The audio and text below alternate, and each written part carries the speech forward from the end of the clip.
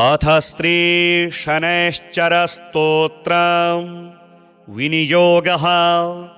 ओम अस्य श्री शनैश्चर स्तोत्र महामन्त्रस्य अनुष्टुप् छन्दः।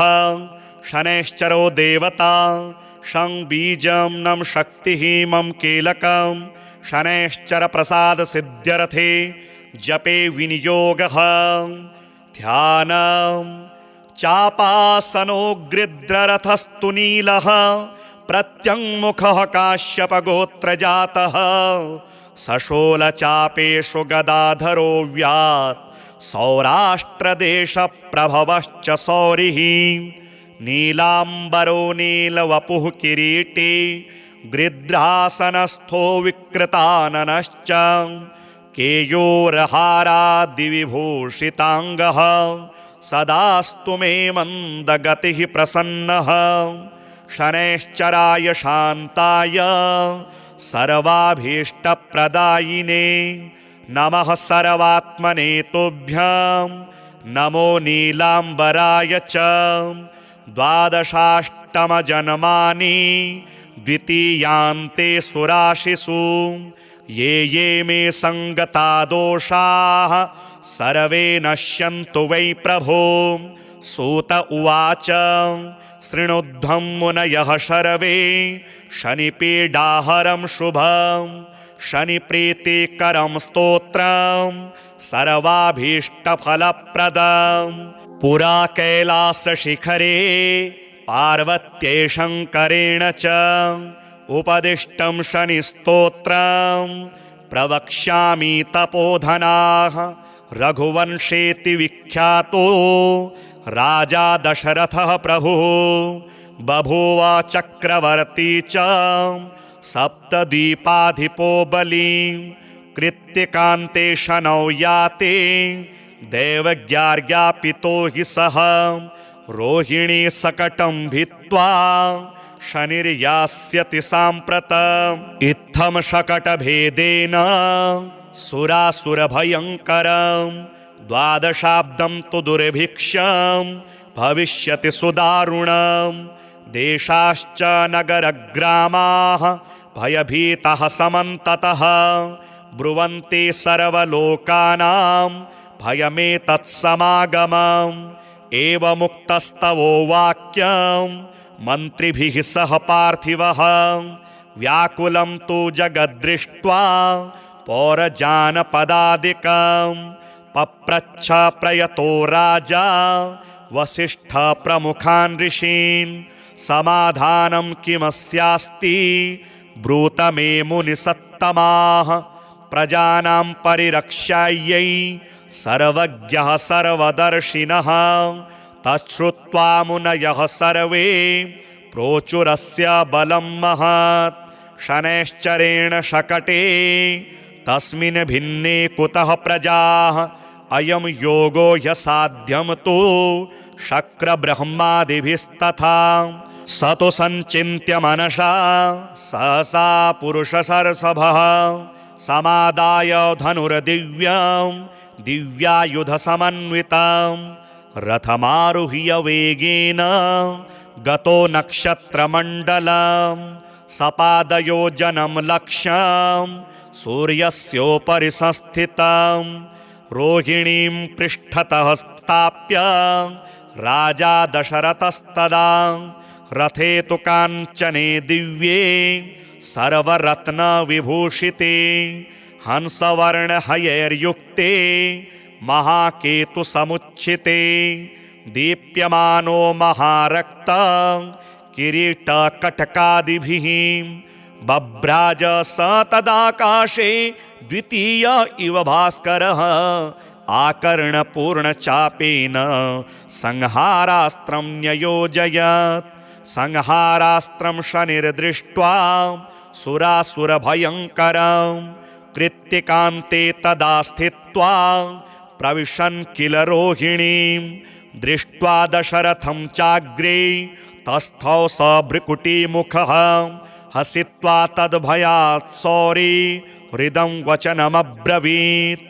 पौरुषं तव राजेन्द्र सुरासुरभयङ्करं देवासुरमनुष्याश्च सिद्धविद्याधरोरगाः मयावलोकिताः सर्वे दैन्यमाशु व्रजन्ति ते। तुष्टोऽहं तव राजेन्द्र तपसा पौरुषेण च वरं ब्रूहि प्रदास्यामि मनसा यदभीप्सितं। दशरथ उवाच प्रसादं कुरु मे सौरे वरदो यदि मे स्थितः। अद्य प्रभृति मे राष्ट्रे पीडा कार्या न कस्यचित्। रोहिणीं भेदयित्वा तु न गन्तव्यं त्वया शनैः। सरितः सागरः सर्वे यावच्चन्द्रार्कमेदिनी। द्वादशाब्दं तु दुर्भिक्षं न कदाचिद् भविष्यति। याचितं तु मया सौरे नान्यमिच्छाम्यहं वरम्। एवमस्त्विति सुप्रीतो वरं प्रादात्तु शाश्वतं। कीर्तिरेषा त्वदीया च त्रैलोक्ये सम्भविष्यति। प्राप्य चैनं वरं राजा कृतकृत्यो भवत्तदा। एवं वरं तु सम्प्राप्य हृष्टरोमा सपार्थिवः। रथोपस्थे धनुस्थाप्य भूत्वा चैव कृताञ्जलिः। ध्यात्वा सरस्वतीं देवीं गणनाथं विनायकम्। राजा दशरथः स्तोत्रं सौरेरिदमथाकरोत्। दशरथ उवाच नमः कृष्णाय नीलाय शिखिकण्ठनिभाय च। नमो नीलमुखाब्जाय नीलोत्पलनिभाय च। नमो निरमांसदेहाय दीर्घश्मश्रुजटाय च। नमो विशालनेत्राय शुष्कोदरभयानक। नमः परुषनेत्राय स्थूलरोणे नमो नमः। नमो नित्यं शुद्धार्ताय अतृप्ताय नमो नमः। नमो दीर्घाय शुष्काय कालदष्ट्राय ते नमः। नमस्ते घोररूपाय दुर्निरीक्षाय ते नमः। नमो घोराय रौद्राय भीषणाय करालिने। नमस्ते सर्वभक्षाय वलीमुख नमोऽस्तु ते। सूर्यपुत्र नमस्तेस्तु भास्करो भयदायिने। अधोदृष्टे नमस्तेस्तु संवर्तक नमो नमः। नमो मन्दगते तुभ्यं निस्त्रिषाय नमो नमः। नमो दुःसहदेहाय नित्ययोगरताय च। ज्ञानदृष्टे नमस्तेस्तु कश्यपात्मजसूनवे। तुष्टो ददासि त्वं राज्यं क्रुद्धो हरसि तत्क्षणात्। देवासुरमनुष्याश्च सिद्धविद्याधरोरगाः त्वयावलोकिताः सर्वे दैन्यमाशु व्रजन्ति ते। ब्रह्मा शक्रो यमश्चैव ऋषयः सप्तसागराः राज्यभ्रष्टा भवन्तिह तव दृष्ट्यावलोकिताः। देशाश्च नगरग्रामाः द्वीपाश्च गिरयस्तथा। सरितः सागराः सर्वे नाशं यान्ति समूलतः। प्रसादं कुरु मे सौरे वरदोऽसि महाबलम्। एवमुक्तस्तदा सौरिः ग्रहराजो महाबलः। अब्रवीच्च शनिर्वाक्यं हृष्टरोमा सभास्करिः। शनिरुवाच तुष्टोऽहं तव राजेन्द्र स्तोत्रेणानेन सुव्रता। वरं ब्रूहि प्रदास्यामि मनसा यदभीप्सितं। दशरथ उवाच प्रसन्नो यदि मे सौरे पीडां कुरु न कस्यचित्। देवासुरमनुष्याणां पशुपन्नगपक्षिणां। शनिरुवाच ग्रहणाच्च ग्रहाज्ञेया ग्रहाः पीडाकरः स्मृताः। अदेयोऽपि वरोऽस्माभिः तुष्टोऽहं तु ददामि ते। देवासुरमनुष्याश्च सिद्धविद्याधरोरगाः पशुपक्षी मृगा वृक्षाः पीडां मुञ्चन्तु सर्वदा। त्वया प्रोक्तमिदं स्तोत्रं यः पठेदिह मानवः एककालं क्वचित्कालं पीडां मुञ्चामि तस्य वै मृत्युस्थानगतो वापि जन्मव्ययगतोऽपि वा पठति श्रद्धया युक्तः शुचिः स्नात्वा समाहितः शमीपत्रेः समभ्यर्च प्रतिमां लोहजां मम माशोदनं तिलेर्मिश्रं दद्याल्लोहं तु दक्षिणां कृष्णाङ्गां महिषीं वस्त्रं मामुद्दिश्य द्विजायते मद्दिने तु विशेषेण स्तोत्रेणानेन पूजयेत् पूजयित्वा जपेत् स्तोत्रं भुक्त्वा चैव कृताञ्जलिः तस्य पीडां न चैवाहं करिष्यामि कदाचन गोचरे जन्मलग्ने वा दशास्वन्तरदशासु च रक्ष्यामि सततं तस्य पीडास्वन्यग्रहस्य च अनेनैव प्रकारेण पीडामुक्तं जगद् भवेत् सूत उवाच वरद्वयं तु सम्प्राप्य राजा दशरथस्तदा मेने कृतार्थमात्मानं नमस्कृत्य शनैश्चरं शनिना चाभ्यनुज्ञातः स्वस्थानमगमत् नृपः स्वस्थानं च ततो गत्वा प्राप्तकामो भवत्तदा कोणः शनैश्चरो मन्दः छाया हृदयनन्दनः मार्ताण्डजस्तथा सौरिः पातङ्गिर्ग्रहनायकः ब्रह्मण्यः क्रूरकर्मा च नीलवस्त्रोञ्जनद्युतिः द्वादशैतानि नामानि यः पठेच्च दिने दिने विषमस्थोऽपि भगवान् सुप्रीतस्तस्य जायते मन्दवारे शुचिः स्नात्वा मिताहारो जितेन्द्रियः तद्वर्णकुसुमैर्युक्तं सर्वाङ्गं द्विजसत्तमाः पूरयित्वान्नपानाद्यः स्तोत्रं यः प्रयतः पठेत् पुत्रकामो लभेत् पुत्रं धनकामो लभेत् धनं राज्यकामो लभेत् राज्यं जयार्थी विजयी भवेत् आयुष्कामो लभेदायुः श्रीकामः श्रियमाप्नुयात् यद्यदिच्छति तत्सर्वं भगवान् भक्तवत्सलः चिन्तितानि च सर्वाणि ददाति च न संशयः चापासनो गृध्ररथस्तु नीलः प्रत्यङ्मुखः काश्यपगोत्रजातः सशोलचापेषु गदाधरो व्यात् सौराष्ट्रदेशप्रभवश्च सौरिः नीलाम्बरो नीलवपुः किरीटी गृध्रासनस्थो विकृताननश्च केयूरहारादिविभूषिताङ्गः सदास्तु मे मन्दगतिः प्रसन्नः शनैश्चराय शान्ताय सर्वाभीष्टप्रदायिने नमः सर्वात्मने तुभ्यं नमो नीलाम्बराय च द्वादशाष्टमजन्मानि द्वितीयान्ते सुराशिषु ये मे सङ्गता दोषाः सर्वे नश्यन्तु वै प्रभो सूत उवाच शृणुध्वं मुनयः सर्वे शनिपीडाहरं शुभं शनिप्रीतिकरं स्तोत्रं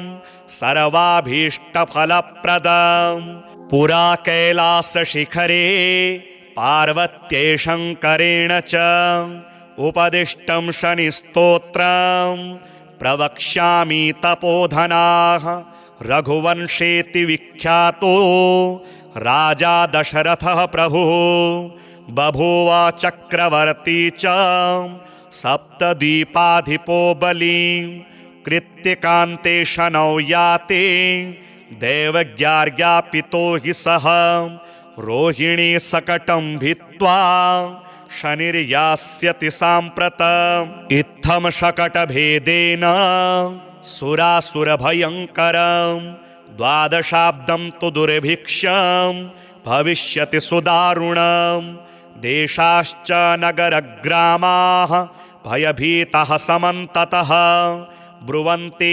सर्वलोकानां भयमेतत्समागमम् एवमुक्तस्तवो वाक्यं मन्त्रिभिः सह पार्थिवः व्याकुलं तु जगद्दृष्ट्वा पौरजानपदादिकं पप्रच्छ प्रयतो राजा वसिष्ठ प्रमुखान् ऋषीन् समाधानं किमस्यास्ति ब्रूत मे मुनिसत्तमाः प्रजानां परिरक्षायै सर्वज्ञः सर्वदर्शिनः तच्छ्रुत्वा मुनयः सर्वे प्रोचुरस्य बलं महत् शनैश्चरेण शकटे तस्मिन् भिन्ने कुतः प्रजाः अयं योगो ह्यसाध्यं तु शक्रब्रह्मादिभिस्तथा स तु सञ्चिन्त्य मनसा सहसा पुरुषसर्षभः समादाय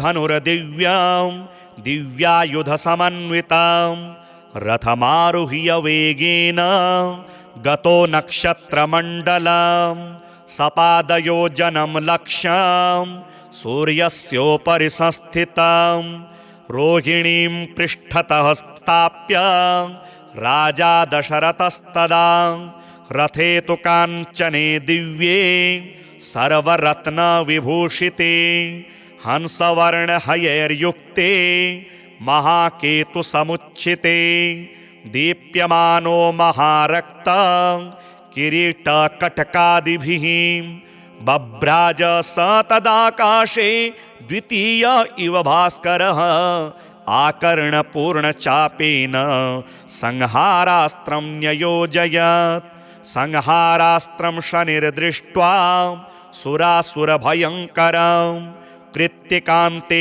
तदा स्थित्वा प्रविशन् किल रोहिणीं दृष्ट्वा दशरथं चाग्रे तस्थौ स भ्रुकुटीमुखः हसित्वा तद्भयात् सौरी हृदं वचनमब्रवीत् पौरुषं तव राजेन्द्र सुरासुरभयङ्करं देवासुरमनुष्याश्च सिद्धविद्याधरोरगाः मयावलोकिताः सर्वे दैन्यमाशु व्रजन्ति ते तुष्टोऽहं तव राजेन्द्र तपसा पौरुषेण च वरं ब्रूहि प्रदास्यामि मनसा यदभीप्सितं दशरथ उवाच प्रसादं कुरु मे सौरे वरदो यदि मे स्थितः अद्य प्रभृति मे राष्ट्रे पीडा कार्या न कस्यचित् रोहिणीं भेदयित्वा तु न गन्तव्यं त्वया शने सरितः सागरः सर्वे यावच्चन्द्रार्कमेदिनी द्वादशाब्दं तु दुर्भिक्षं न कदाचिद् भविष्यति याचितं तु मया सौरे नान्यमिच्छाम्यहं वरम् एवमस्त्विति सुप्रीतो वरं प्रादात्तु शाश्वतं कीर्तिरेषा त्वदीया च त्रैलोक्ये संभविष्यति प्राप्य चैनं वरं राजा कृतकृत्यो भवत्तदा एवं वरं तु सम्प्राप्य हृष्टरोमा सपार्थिवः रथोपस्थे धनुस्थाप्य भूत्वा चैव कृताञ्जलिः ध्यात्वा सरस्वतीं देवीं गणनाथं विनायकं राजा दशरथः स्तोत्रं सौरेरिदमथाकरोत् दशरथ उवाच नमः कृष्णाय नीलाय शिखिकण्ठनिभाय च नमो नीलमुखाब्जाय नीलोत्पलनिभाय च नमो निरमांसदेहाय दीर्घश्मश्रुजटाय च नमो विशालनेत्राय शुष्कोदरभयानक नमः परुषनेत्राय स्थूलरोणे नमो नमः नमो नित्यं शुद्धार्ताय अतृप्ताय नमो नमः नमो दीर्घाय शुष्काय कालदष्ट्राय ते नमः नमस्ते घोररूपाय दुर्निरीक्षाय ते नमः नमो घोराय रौद्राय भीषणाय करालिने नमस्ते सर्वभक्षाय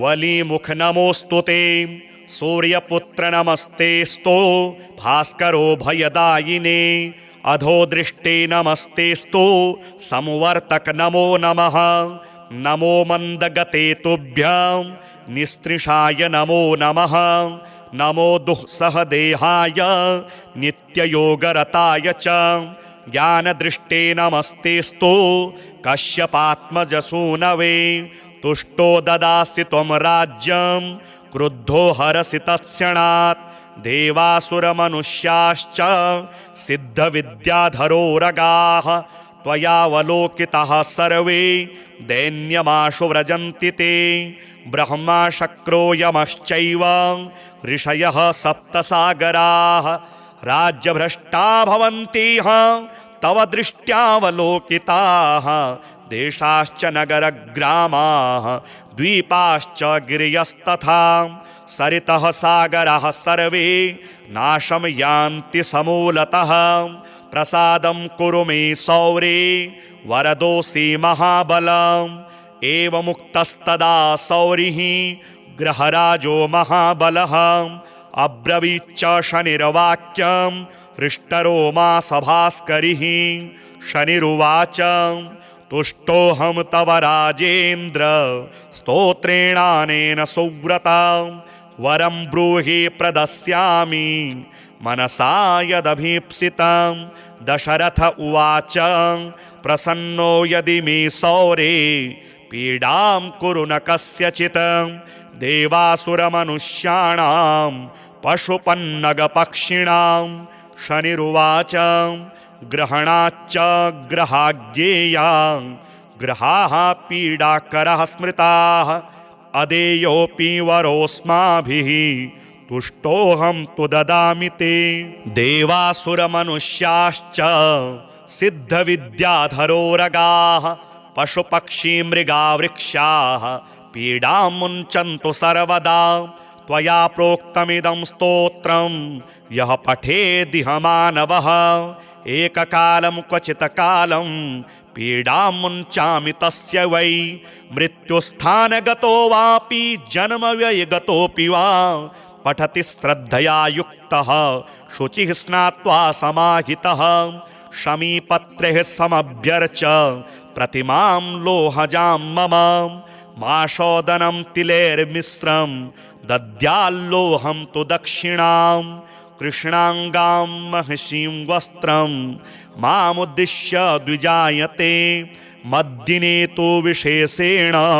स्तोत्रेणानेन पूजयेत् पूजयित्वा जपेत् स्तोत्रं भुक्त्वा चैव कृताञ्जलिः तस्य पीडां न चैवाहं करिष्यामि कदाचन गोचरे जन्मलग्ने वा दशास्वन्तरदशासु च रक्ष्यामि सततं तस्य पीडास्वन्यग्रहस्य च अनेनैव प्रकारेण पीडामुक्तं जगद् भवेत् सूत उवाच वरद्वयं तु सम्प्राप्य राजा दशरथस्तदा मेने कृतार्थमात्मानं नमस्कृत्य शनैश्चरं शनिना चाभ्यनुज्ञातः स्वस्थानमगमत नृपः स्वस्थानं च ततो गत्वा प्राप्तकामो भवत्तदा कोणः शनैश्चरो मन्दः छाया हृदयनन्दनः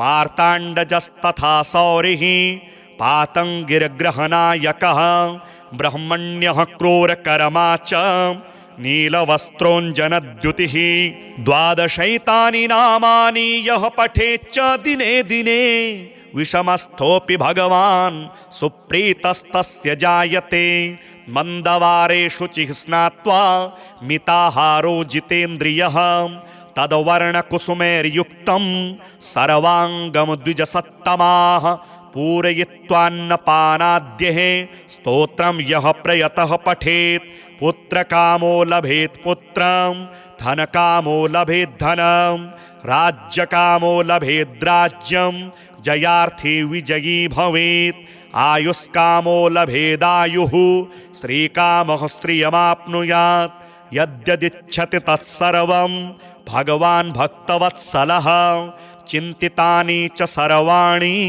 ददाति च न संशयः। चापासनो गृध्ररथस्तु नीलः प्रत्यङ्मुखः काश्यपगोत्रजातः सशोलचापेषु गदाधरो व्यात् सौराष्ट्रदेशप्रभवश्च सौरिः। नीलाम्बरो नीलवपुः किरीटी गृध्रासनस्थो विकृताननश्च केयूरहारादिविभूषिताङ्गः सदास्तु मे मन्दगतिः प्रसन्नः।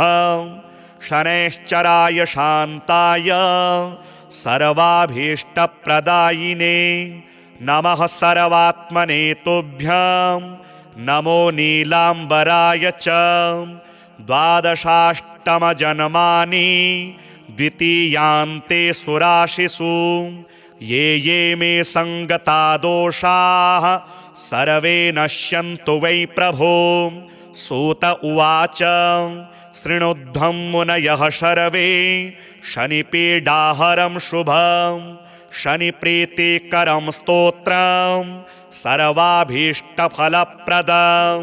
पुरा कैलासशिखरे पार्वत्यै शङ्करेण च उपदिष्टं शनिस्तोत्रं प्रवक्ष्यामि तपोधनाः। रघुवंशेति विख्यातो राजा दशरथः प्रभुः बभूव चक्रवर्ती च सप्तद्वीपाधिपो बली। कृत्तिकान्ते शनौ याते दैवज्ञार्ज्ञापितो हि सः रोहिणी सकटं भित्त्वा शनिर्यास्यति साम्प्रतम्। इत्थं शकटभेदेन सुरासुरभयङ्करं द्वादशाब्दं तु दुर्भिक्षं भविष्यति सुदारुणं। देशाश्च नगरग्रामाः भयभीताः समन्ततः ब्रुवन्ति सर्वलोकानां भयमेतत्समागमम्। एवमुक्तस्तवो वाक्यं मन्त्रिभिः सह पार्थिवः व्याकुलं तु जगद्दृष्ट्वा पौरजानपदादिकं पप्रच्छ प्रयतो राजा वसिष्ठ प्रमुखान् ऋषीन्। समाधानं किमस्यास्ति ब्रूत मे मुनिसत्तमाः। प्रजानां परिरक्षायै सर्वज्ञः सर्वदर्शिनः तच्छ्रुत्वा मुनयः सर्वे प्रोचुरस्य बलं महत्। शनैश्चरेण शकटे तस्मिन् भिन्ने कुतः प्रजाः अयं योगो ह्यसाध्यं तु शक्रब्रह्मादिभिस्तथा। स तु सञ्चिन्त्य मनसा सहसा पुरुषसर्षभः समादाय धनुर्दिव्यं दिव्यायुधसमन्वितं रथमारुह्य वेगेन गतो नक्षत्रमण्डलं सपादयोजनं लक्ष्यं सूर्यस्योपरि संस्थितं। रोहिणीं पृष्ठतः स्थाप्य राजा दशरथस्तदा रथे तु काञ्चने दिव्ये सर्वरत्नविभूषिते हंसवर्णहयैर्युक्ते महाकेतुसमुच्छिते दीप्यमानो महारक्तं किरीटकटकादिभिः बभ्राज स तदाकाशे द्वितीय इव भास्करः आकर्णपूर्णचापेन संहारास्त्रं न्ययोजयत्।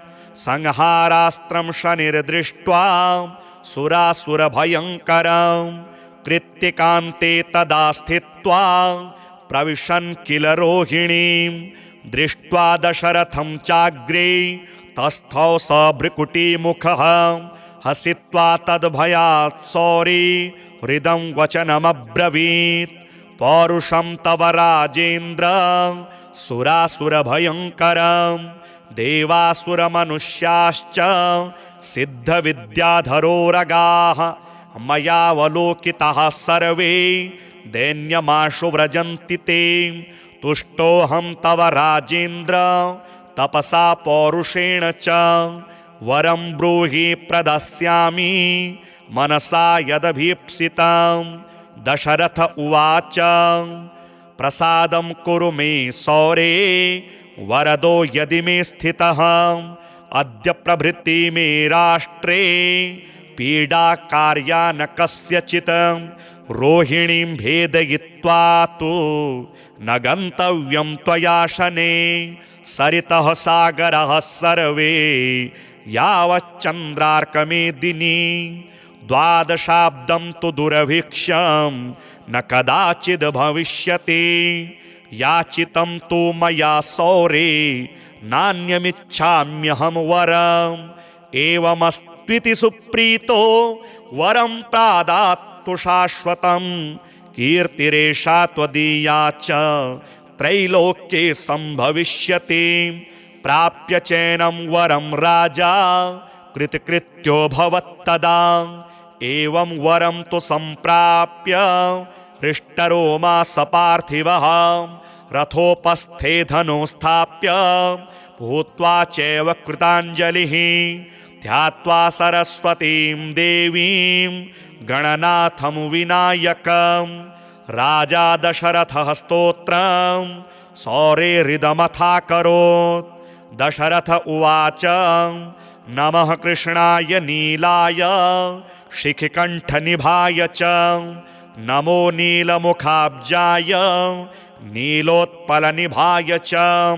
नमो निरमांसदेहाय दीर्घश्मश्रुजटाय च। नमो विशालनेत्राय शुष्कोदरभयानक। नमः परुषनेत्राय स्थूलरोणे नमो नमः। नमो नित्यं शुद्धार्ताय अतृप्ताय नमो नमः। नमो दीर्घाय शुष्काय कालदष्ट्राय ते नमः। नमस्ते घोररूपाय दुर्निरीक्षाय ते नमः। नमो घोराय रौद्राय भीषणाय करालिने। नमस्ते सर्वभक्षाय वलीमुख नमोऽस्तु ते। सूर्यपुत्र नमस्तेस्तु भास्करो भयदायिने। अधोदृष्टे नमस्तेस्तु संवर्तक नमो नमः। नमो मन्दगते तुभ्यं निस्त्रिषाय नमो नमः। नमो दुःसहदेहाय नित्ययोगरताय च। ज्ञानदृष्टे नमस्तेस्तु कश्यपात्मजसूनवे। तुष्टो ददासि त्वं राज्यं क्रुद्धो हरसि तत्क्षणात्। देवासुरमनुष्याश्च सिद्धविद्याधरोरगाः त्वयावलोकिताः सर्वे दैन्यमाशु व्रजन्ति ते। ब्रह्मा शक्रो यमश्चैव ऋषयः सप्तसागराः राज्यभ्रष्टा भवन्तिह तव दृष्ट्यावलोकिताः। देशाश्च नगरग्रामाः द्वीपाश्च गिरयस्तथा। सरितः सागराः सर्वे नाशं यान्ति समूलतः। प्रसादं कुरु मे सौरे वरदोऽसि महाबलम्। एवमुक्तस्तदा सौरिः ग्रहराजो महाबलः। अब्रवीच्च शनिर्वाक्यं हृष्टरोमा सभास्करिः। शनिरुवाच तुष्टोऽहं तव राजेन्द्र स्तोत्रेणानेन सुव्रता। वरं ब्रूहि प्रदास्यामि मनसा यदभीप्सितं। दशरथ उवाच प्रसन्नो यदि मे सौरे पीडां कुरु न कस्यचित्। देवासुरमनुष्याणां पशुपन्नगपक्षिणां। शनिरुवाच ग्रहणाच्च ग्रहाज्ञेयां ग्रहाः पीडाकरः स्मृताः। अदेयोऽपि वरोऽस्माभिः तुष्टोऽहं तु ददामि ते। देवासुरमनुष्याश्च सिद्धविद्याधरोरगाः पशुपक्षी मृगा वृक्षाः पीडां मुञ्चन्तु सर्वदा। त्वया प्रोक्तमिदं स्तोत्रं यः पठेदिह मानवः। एककालं क्वचित् कालं पीडां मुञ्चामि तस्य वै। मृत्युस्थानगतो वापि जन्मव्ययगतोऽपि वा पठति श्रद्धया युक्तः शुचिः स्नात्वा समाहितः शमीपत्रेः समभ्यर्च प्रतिमां लोहजां मम माशोदनं तिलेर्मिश्रं दद्याल्लोहं तु दक्षिणां कृष्णाङ्गां महर्षिं वस्त्रं मामुद्दिश्य द्विजायते मद्दिने तु विशेषेण स्तोत्रेणानेन पूजयेत् पूजयित्वा जपेत् स्तोत्रं भुक्त्वा चैव कृताञ्जलिः तस्य पीडां न चैवाहं करिष्यामि कदाचन गोचरे जन्मलग्ने वा दशास्वन्तरदशासु च रक्ष्यामि सततं तस्य पीडास्वन्यग्रहस्य च अनेनैव प्रकारेण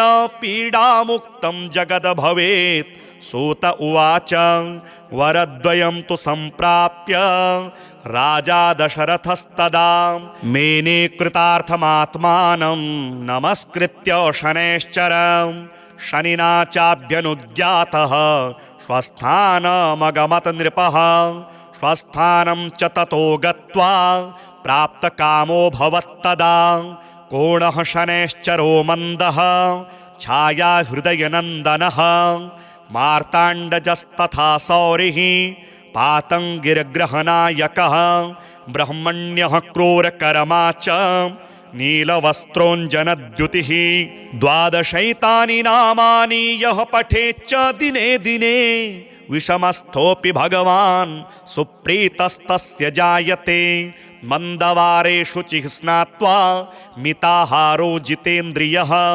तद्वर्णकुसुमैर्युक्तं सर्वाङ्गं द्विजसत्तमाः पूरयित्वान्नपानाद्यः स्तोत्रं यः प्रयतः पठेत् पुत्रकामो लभेत् पुत्रं धनकामो लभेत् धनं राज्यकामो लभेत् राज्यं जयार्थी विजयी भवेत् आयुष्कामो लभेदायुः श्रीकामः श्रियमाप्नुयात् यद्यदिच्छति तत्सर्वं भगवान् भक्तवत्सलः चिन्तितानि च सर्वाणि ददाति च न संशयः चापासनो गृध्ररथस्तु नीलः प्रत्यङ्मुखः काश्यपगोत्रजातः सशोलचापेषु गदाधरो व्यात् सौराष्ट्रदेशप्रभवश्च सौरिः नीलाम्बरो नीलवपुः किरीटी गृध्रासनस्थो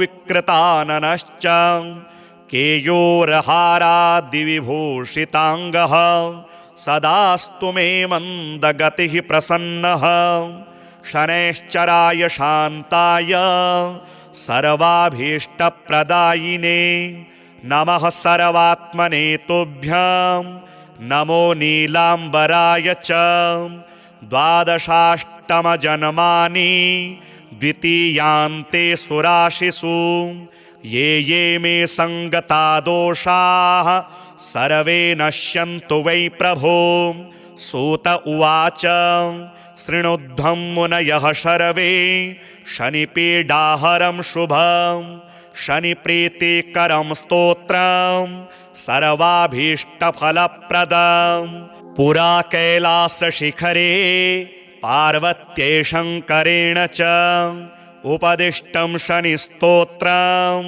प्रवक्ष्यामि तपोधनाः रघुवंशेति विख्यातो राजा दशरथः प्रभुः बभूव चक्रवर्ती च सप्तद्वीपाधिपो बली कृत्तिकान्ते शनौ याते दैवज्ञार्ज्ञापितो हि सः रोहिणी सकटं भित्त्वा शनिर्यास्यति साम्प्रतम् इत्थं शकटभेदेन सुरासुरभयङ्करं द्वादशाब्दं तु दुर्भिक्षं भविष्यति सुदारुणं देशाश्च नगरग्रामाः भयभीतः समन्ततः ब्रुवन्ति सर्वलोकानां भयमेतत्समागमम् एवमुक्तस्तवो वाक्यं मन्त्रिभिः सह पार्थिवः व्याकुलं तु जगद्दृष्ट्वा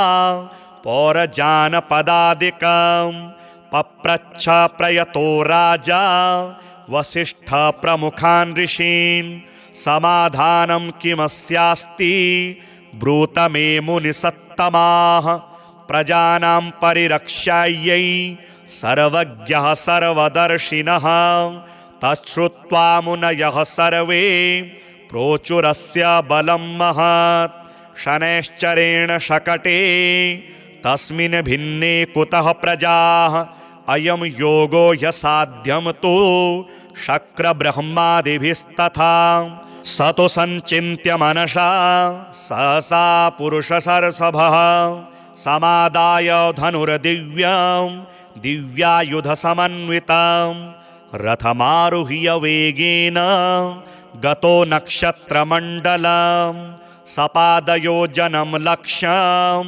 सूर्यस्योपरि संस्थितं रोहिणीं पृष्ठतः स्थाप्य राजा दशरथस्तदा रथे तु काञ्चने दिव्ये सर्वरत्नविभूषिते हंसवर्णहयैर्युक्ते महाकेतुसमुच्छिते दीप्यमानो महारक्ता किरीटकटकादिभिः बभ्राज स तदाकाशे द्वितीय इव भास्करः आकर्णपूर्णचापेन संहारास्त्रं न्ययोजयत् संहारास्त्रं शनिर्दृष्ट्वा सुरासुरभयङ्करं कृत्तिकान्ते तदा स्थित्वा प्रविशन् किल रोहिणीं दृष्ट्वा दशरथं चाग्रे तस्थौ स भ्रुकुटीमुखः हसित्वा तद्भयात् सौरी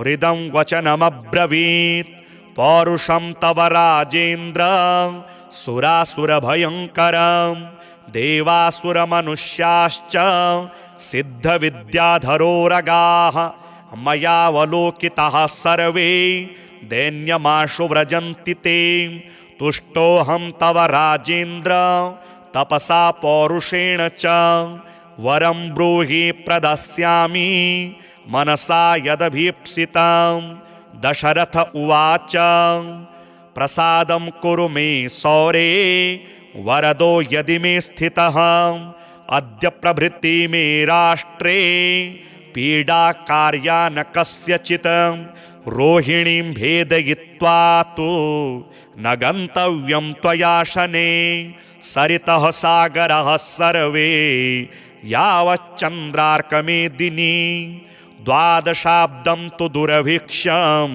न कदाचिद् भविष्यति याचितं तु मया सौरे नान्यमिच्छाम्यहं वरम् एवमस्त्विति सुप्रीतो वरं प्रादात्तु शाश्वतं कीर्तिरेषा त्वदीया च त्रैलोक्ये सम्भविष्यति प्राप्य चैनं वरं राजा कृतकृत्यो भवत्तदा एवं वरं तु सम्प्राप्य हृष्टरोमा सपार्थिवः रथोपस्थे धनुं स्थाप्य भूत्वा चैव कृताञ्जलिः ध्यात्वा सरस्वतीं देवीं गणनाथं विनायकं राजा दशरथः स्तोत्रं सौरेहृदमथाकरोत् दशरथ उवाच नमः कृष्णाय नीलाय शिखिकण्ठनिभाय च नमो नीलमुखाब्जाय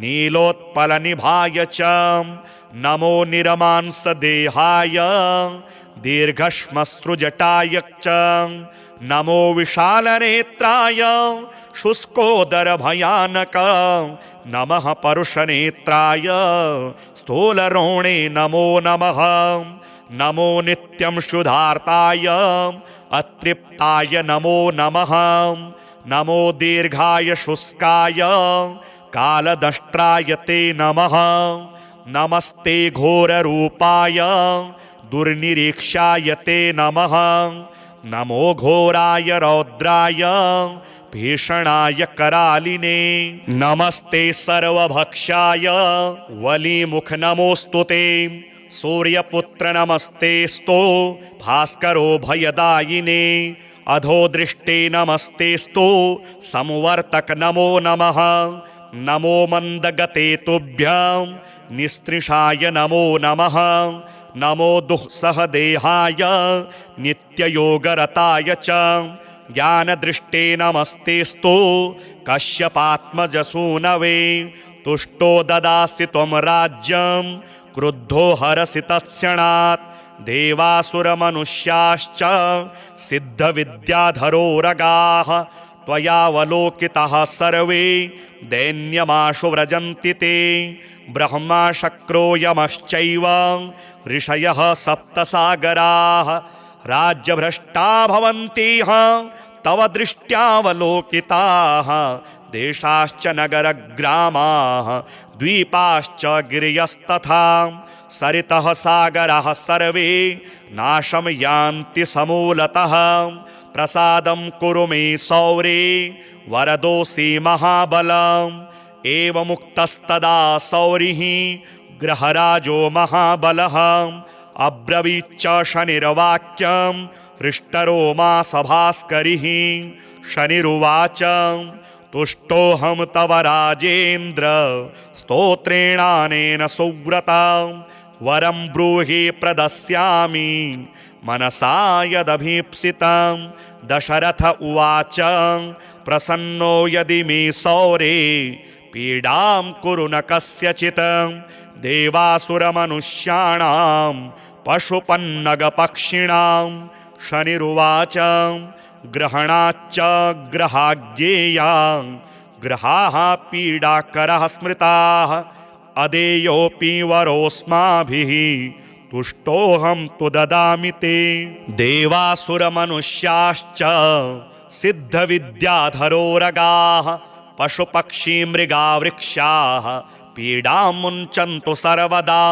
त्वया प्रोक्तमिदं स्तोत्रं यः पठेदिह मानवः एककालं क्वचित्कालं पीडां मुञ्चामि तस्य वै मृत्युस्थानगतो वापि जन्मव्ययगतोऽपि वा पठति श्रद्धया युक्तः शुचिः स्नात्वा समाहितः शमीपत्रैः समभ्यर्च प्रतिमां लोहजां मम माशोदनं तिलैर्मिश्रं दद्याल्लोहं तु दक्षिणां कृष्णाङ्गां महिषीं वस्त्रं मामुद्दिश्य द्विजायते मद्दिने तु विशेषेण स्तोत्रेणानेन पूजयेत् पूजयित्वा जपेत् स्तोत्रं भुक्त्वा चैव कृताञ्जलिः तस्य पीडां न चैवाहं करिष्यामि कदाचन गोचरे जन्मलग्ने वा दशास्वन्तरदशासु च रक्ष्यामि सततं तस्य पीडास्वन्यग्रहस्य च अनेनैव प्रकारेण पीडामुक्तं जगद् भवेत् सूत उवाच वरद्वयं तु सम्प्राप्य राजा दशरथस्तदा मेने कृतार्थमात्मानं नमस्कृत्य शनैश्चरं शनिना चाभ्यनुज्ञातः स्वस्थानमगमत नृपः स्वस्थानं च ततो गत्वा प्राप्तकामो भवत्तदा कोणः शनैश्चरो मन्दः छाया हृदयनन्दनः मार्ताण्डजस्तथा सौरिः पातङ्गिर्ग्रहनायकः ब्रह्मण्यः क्रूरकर्मा च नीलवस्त्रोञ्जनद्युतिः द्वादशैतानि नामानि यः पठेच्च दिने दिने विषमस्थोऽपि भगवान् सुप्रीतस्तस्य जायते मन्दवारे शुचिः स्नात्वा मिताहारो जितेन्द्रियः तद्वर्णकुसुमैर्युक्तं सर्वाङ्गं द्विजसत्तमाः पूरयित्वान्नपानाद्यः स्तोत्रं यः प्रयतः पठेत् पुत्रकामो लभेत् पुत्रं धनकामो लभेत् धनं राज्यकामो लभेत् राज्यं जयार्थी विजयी भवेत् आयुष्कामो लभेदायुः श्रीकामः श्रियमाप्नुयात् यद्यदिच्छति तत्सर्वं भगवान् भक्तवत्सलः चिन्तितानि च सर्वाणि ददाति च न संशयः।